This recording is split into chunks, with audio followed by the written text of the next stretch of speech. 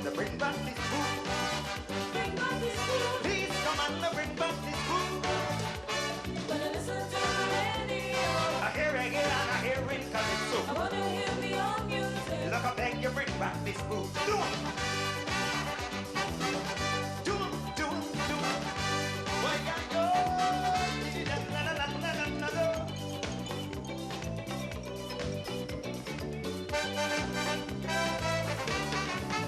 When they announce my name, the whole place suddenly quiet. If I don't sing this food, I feel we might have a riot. Cause the music sounding so sweet, and this food have a lovely beat that brought me from my head right down to my feet. Yes, come on to bring back this food. Please come on to bring back this food. When I listen to the radio, I hear reggae and I hear it I calypso. want to hear me on music. Look, I beg you, bring back this food. Clear. Let me go, let me go, let me do, let me do, let me do. My God.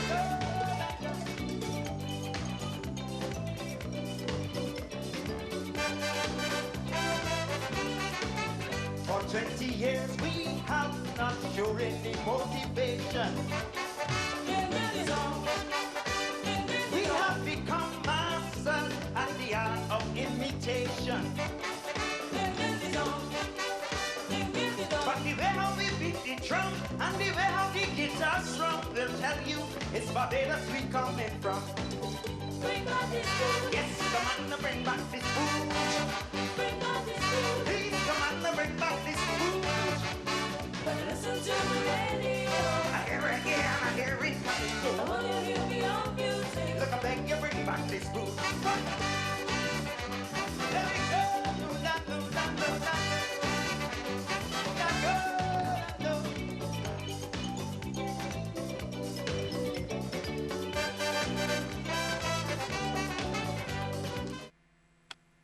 The time is now 7 p.m. Time for the CBC Evening News. This time check is brought to you by Fruta.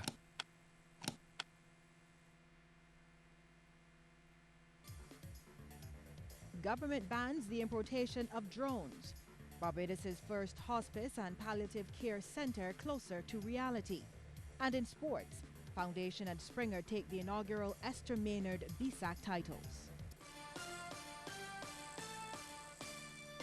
Credible, balanced, committed. This is the CBC Evening News. Good evening, I'm Lisa Broom with the CBC Evening News. In our top story tonight, government has announced a 12-month ban on the importation of remotely piloted aircraft systems, also known as unmanned aerial vehicles or drones. The ban goes into effect from Friday, April 1st. According to an official in the Customs and Excise Department, this ban will allow authorities to complete a legal framework to govern the use of the devices and determine the number of them in operation in Barbados. The spokesperson said that during the last 2 years in particular, there had been a significant increase in the number of drones for commercial and recreational use being allowed entry into the country. Well, despite the positive use of drones, the official said concerns have been raised here and internationally about the potential for their misuse and the risks posed to safety, security and privacy by their unregulated use. A $5 million price tag is attached to what will be Barbados' first hospice and palliative care facility. The money for the project, which will provide a caring environment for the terminally ill, is to be raised through fundraising efforts supported by the Barbados Association for Cancer Advocacy, BACA, in partnership with Living Water Community Inc., a Trinidad-based Catholic community. At an unveiling of the building site and symbolic tree planting at St. David's Christchurch, fundraisers said donations will cover construction, staffing, and at least a year of running expenses. President of BACA, O'Neill Paris, says the hospice will neither replace nor compete with existing healthcare facilities, but rather fill a missing gap. He says the institution is already a standard in developing countries and the emerging developing world. 100 square feet, 14 beds, Projected costs, $3 to $3.5 million. Architectural plans, courtesy of Tyrone Mapp, who is here in the audience, in place. Town planning approval anticipated in 2016, mid-2016. Construction, 2016, 2017. Non-sectarian, that's very important.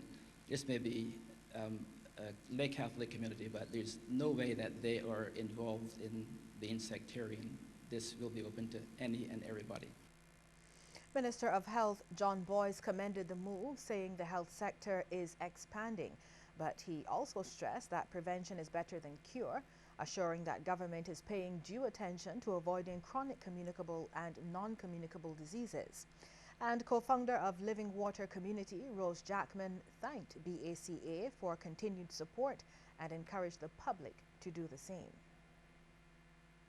Every little bit counts. Every little bit counts. And, you know, it is to alleviate the plight of those who are suffering. And the hospice will be a home away from home. It is to help people who are in the very terminal stage to die with dignity and not afraid. Police officers are being trained on how to respond to cases of domestic violence. It's being made possible through a partnership with the Royal Barbados Police Force and the U.S. Embassy to Barbados and the Eastern Caribbean. It's currently being undertaken in the Southern Division. Colvin Bishop, the divisional commander, says through the program, police officers will be proficient and effective in their response. 11 officers have been trained as course managers. It is expected that they will train 90 officers, and so far 25 officers have completed the program. This training commenced in December 2015, and the participants were trained in 6 modules. They were introduced to different forms of abuse: physical abuse, sexual abuse, emotional abuse, economic abuse, psychological abuse, family violence, emotional withholding, destruction of property, threats and intimidation, self-destructive behavior, abusing trust. Mr. Bishop says the response to domestic violence should be a collaborative effort between the police, social services and health care.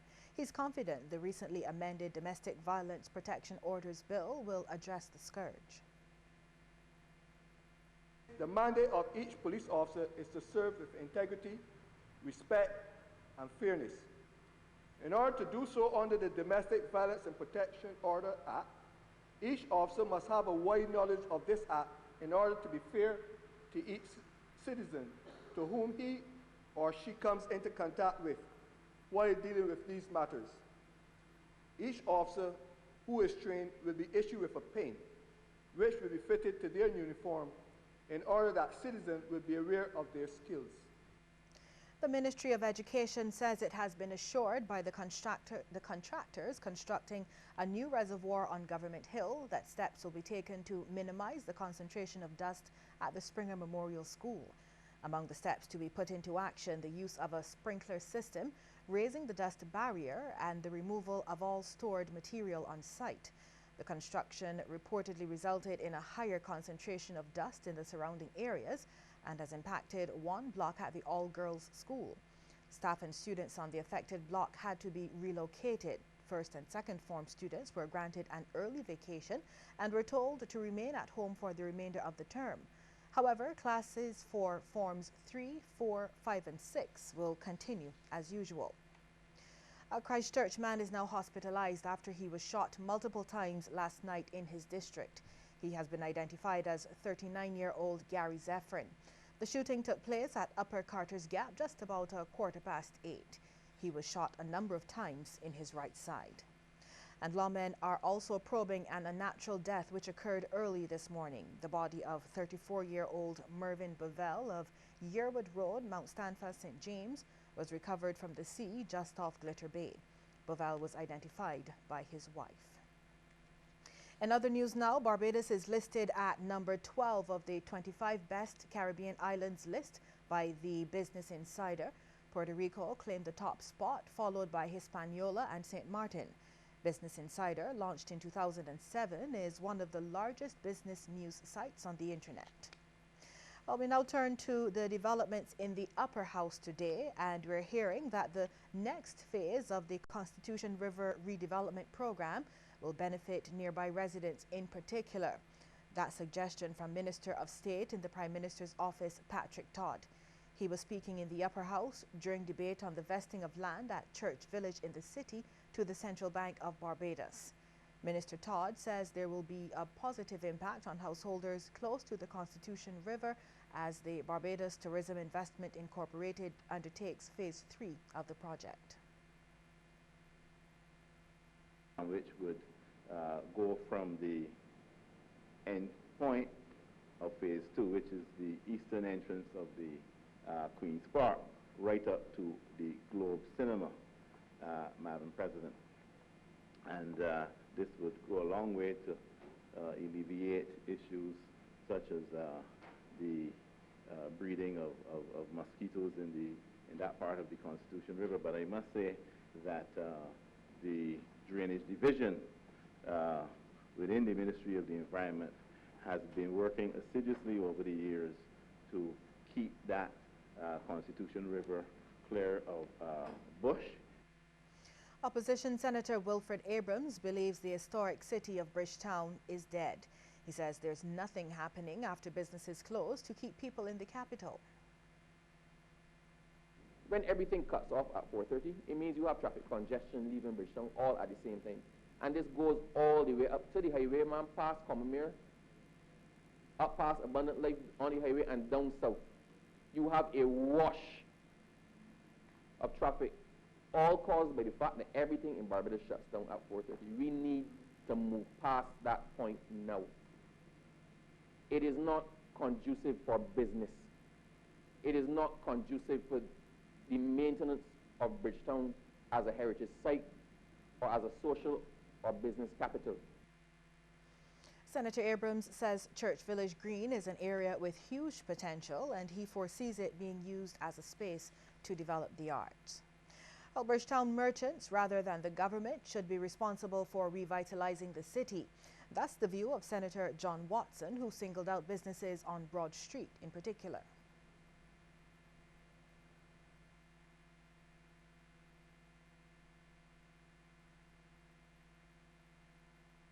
And if the merchants in Bridgetown that they call Broad Street do nothing about Broad Street, the government can't be blamed for that.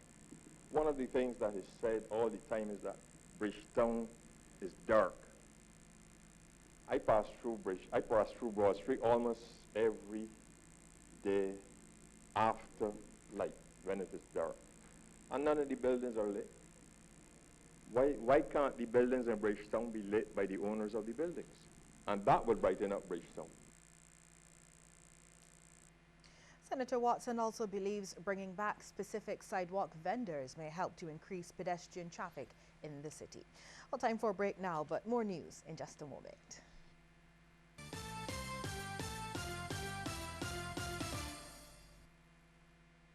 Say hello to Chelsea. Chelsea is a champion surfer, so she's accustomed to moving super fast, which is why she relies on super fast broadband brought to her through Flow's 100% fiber to the home network. It keeps her family sharing and surfing and saving each month. Combined, she bundles her Flow mobile, home phone, and TV services, so she can enjoy much more for much less, and so can you. Visit any Flow retail outlet, call 1-800-804-2994, or visit discoverflow.co to find out more. One-of-a-kind connection. This is how we flow.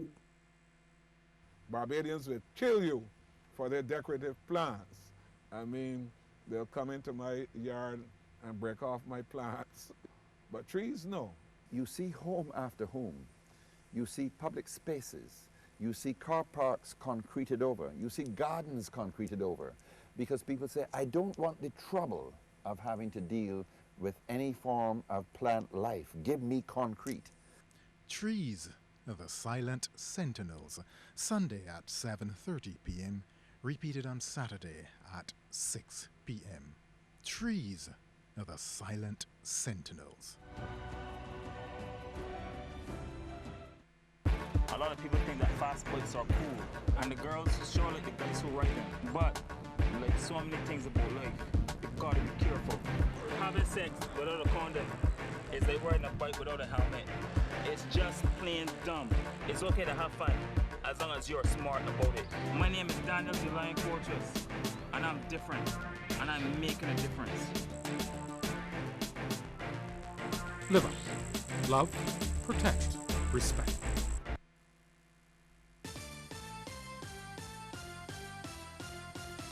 It was a free concert of the best kind at the Barbados Community College as students from around the world learnt what Barbadian rhythm is all about. The lesson in music was organized as a learning exercise for students of the language department who are from Barbados, Martinique, Guadeloupe, Venezuela and Colombia, among others. Today's workshop was led by Dr. Stefan Walcott of the 1688 Collective, who familiarized them with tuk music, spooge, raga soca, bashment soca and Bajan dancehall. Tutor of the Barbados Language Center at the BCC, Lana Evanson, says it's the first time she's organized such a workshop, but it was a massive success. We wanted to do something not only for our students of English as a foreign language, but for our associate degree students who are normally from Barbados. We wanted to expose them to some of our culture, some things that we, even as Barbadians, don't even know. So we invited Dr. Walcott and the students of the music department here at BCC to give us a demonstration and take us on a journey through the history and development of indigenous music in Barbados. So we talked about tuk, about spooge, and about bashment soca. Well, the students praised the initiative, saying they loved what they heard. My favorite part was soca. Yeah, that was my favorite because I think that is something happy, maybe is the word. So yes, I enjoyed that part a lot. It's nice to see that still we are keeping some of our roots, you know, the African roots. And it's interesting to see the mixture between the European, the English side. My favorite artist is Machel Montano from Trinidad. After I have Lil Wick, Peter Ram, Lead Pipe and Sadis, all the way. Well, over the past quarter of a century, the Mount Tabor School has played its part in shaping many Barbadians. The school marked its silver anniversary with the unveiling of a plaque and a Thanksgiving service at the nearby church with which it shares the same name. The school opened 25 years ago at the current location in St. John, but its first home was behind the church. Principal Trevor Walren says there have been many successes over the years in sports and at the NIFCA level, and the school is also doing well in academics. To date, we have had a scholarship winner, an exhibition winner, and we're